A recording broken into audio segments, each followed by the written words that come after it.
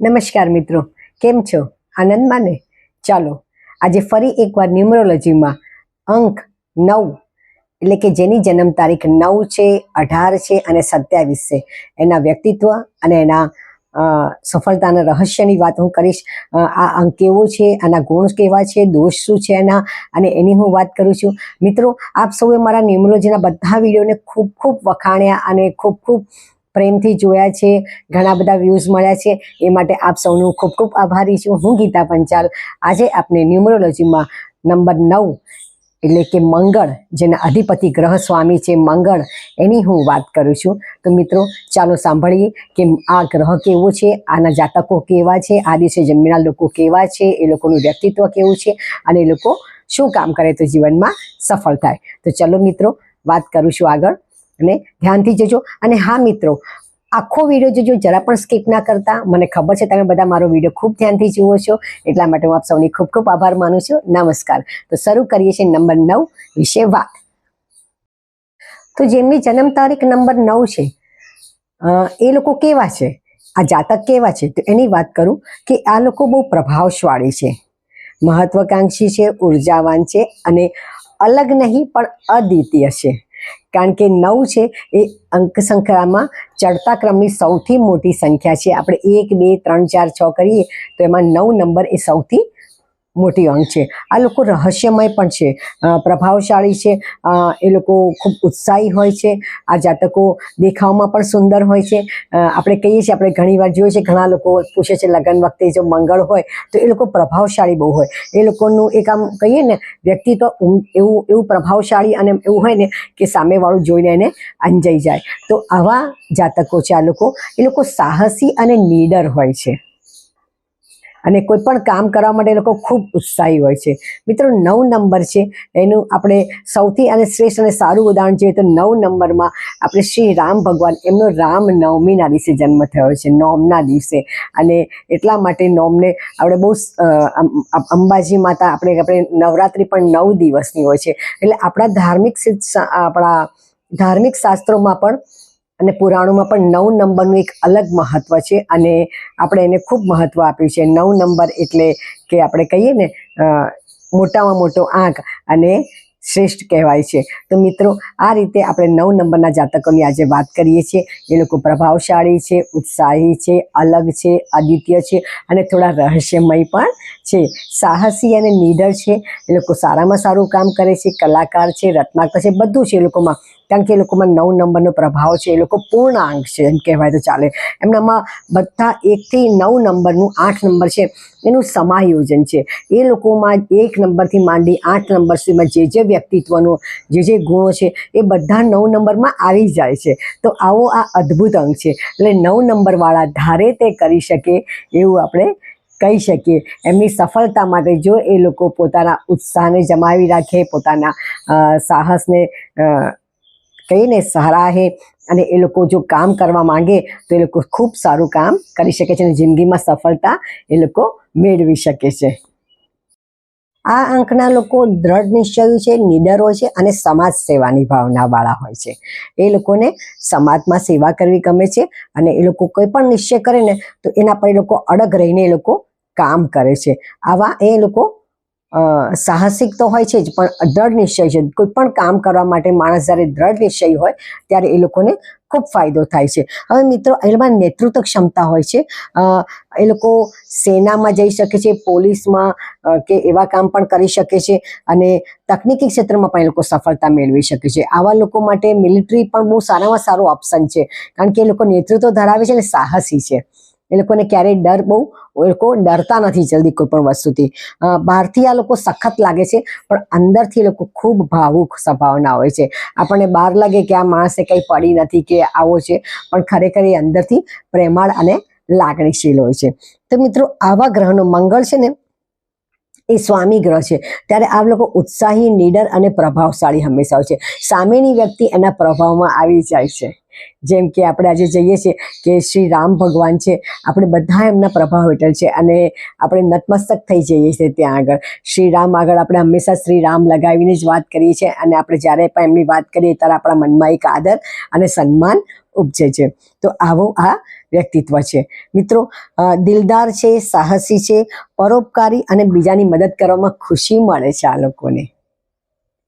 આ લોકો કેવા છે? દિલદાર છે, સાહસી છે, પરોપકારી છે અને બીજાની મદદ કરવામાં હંમેશા એ લોકો આગળ રહેશે.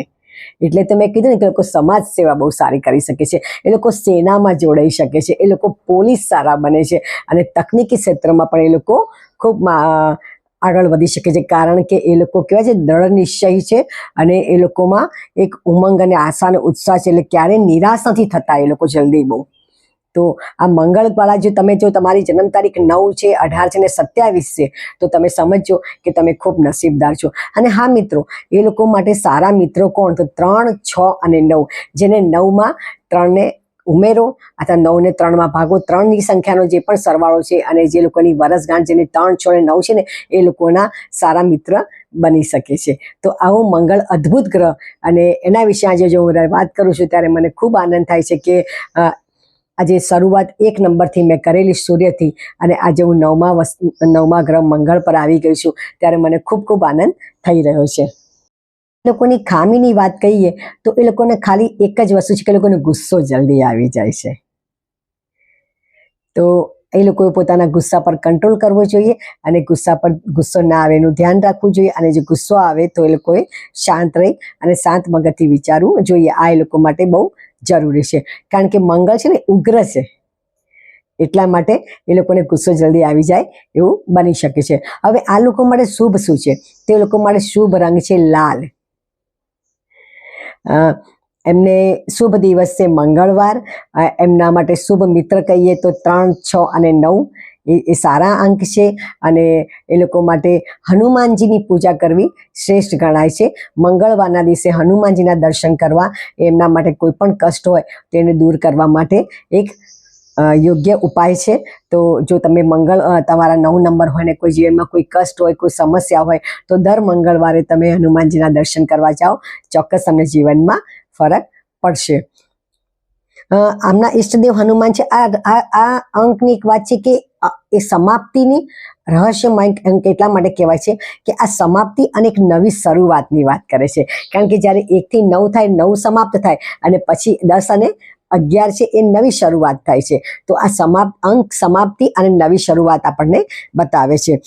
પરોપકાર અને માનવતાનો સંકેત મનાય છે, અને ભગવાન શ્રી રામની જન્મતિથિ છે એટલા માટે પણ આને ખૂબ સારો ગણાય છે, અને આધ્યાત્મિકતા અને આત્મજ્ઞાનનું જાગૃતતાની પ્રતીક મનાય છે મિત્રો. આધ્યાત્મિક નંબર છે, તમારી આત્મજાગૃતતાનું પ્રતીક મનાય છે. તો આ વસ્તુ તમારે ખાસ ધ્યાન રાખવાનું કે તમારી અંદર, જો તમે 9 નંબર છો તો તમારી અંદર ઈશ્વર પ્રત્યેની શ્રદ્ધા અતૂટ છે, અને તમે એને જગાડશો તમારું, અને તમારામાં આત્મજ્ઞાન પણ ભરપૂર છે. તો તમારે શું કરવાનું છે? તમારા આત્મજ્ઞાન પર ધ્યાન આપવાનું છે. જીવનની બીજી બધી નકારાત્મક બાબતોને દૂર હડસેલી તમારી અંદર જે ગુણ છે એ ગુણો પર તમારે પ્રકાશ પાડવાનો છે અને તમારે કામ કરવાનું છે. મિત્રો, હવે એક વાત સૌ સારીમાં સારી મને કહો કે તમને ફરી એકવાર રિપીટ કરી દો કે 1 નંબર છે એ સૂર્યનો છે, એટલે કે જેની જન્મ તારીખ છે 1, 10, 19 એટલે 9 ને 1 10, અને 28 એટલે 2 ને 8 10 એટલે જેનો સરવાળો 1 થાય છે. આ બધા લોકોના સ્વામી ગ્રહ છે સૂર્ય. નંબર 2 એનો સ્વામી ગ્રહ છે ચંદ્ર. નંબર 3 એનો સ્વામી ગ્રહ છે ગુરુ. નંબર 4 એના સ્વામી ગ્રહ છે રાહુ. નંબર 5 એના સ્વામી ગ્રહ છે બુધ. નંબર 6 એનો સ્વામી ગ્રહ છે શુક્ર. નંબર 7 એના સ્વામી ગ્રહ છે કેતુ. નંબર 8 એનો સ્વામી ગ્રહ છે શનિ, અને નંબર 9 એનો સ્વામી ગ્રહ છે મંગળ. તો આજે મેં આપ સૌને અત્યાર સુધીના મારા દરેક વિડીયોમાં 1 થી 9 એના સ્વામી ગ્રહ કોણ છે, એના વ્યક્તિત્વ કેવા છે, અને એના ગુણ દોષ કયા છે, અને લોકો શું કરે તો જીવનમાં સફળતા મેળવે, આ બધા વિશે વિગતે વાત કરી છે. આપ સૌએ મારા વિડીયોને લાઇક કર્યા, શેર કર્યા અને સબસ્ક્રાઇબ કર્યા માટે હું તમને ખૂબ ખૂબ આભારી છું. અને હા મિત્રો, હજી પણ હું આગળ બધાને વાત કરતી રહીશ. અહીંયા સમાપ્તિ નથી, એક નવી શરૂઆત છે આપણા માટે, કારણ કે હજી તો આમાં ઘણું બધું આપણે જાણવાનું છે. પણ અત્યારે બધાના કહીએ ને લોકો 5 કે 10 મિનિટનો સ્ક્રીન ટાઈમ આપે છે. તો એના માટે કોઈ પણ એક વિડીયોને, તો એના માટે હું અત્યારે આને અહીંયા વિરમું છું અને ફરી એક નવા અધ્યાયની નવી શરૂઆત સાથે આપણે ફરી મળી રહ્યા છીએ. તો મિત્રો, આપ સૌને મારો આ વિડીયો ગમે તો શેર કરજો, લાઇક કરજો અને સબસ્ક્રાઈબ કરજો. અને જો આપણે 9 નંબર હોય તો આપણા ગુણો પર ધ્યાન આપી અને એને વિકસાવવામાં મદદ કરજો. તો હોશમાં રહો, સ્ત્રોતમાં રહો અને ખુશ રહો મિત્રો. હું ગીતા પંચાલ આપ સૌની ખૂબ ખૂબ આભારી છું. નમસ્તે.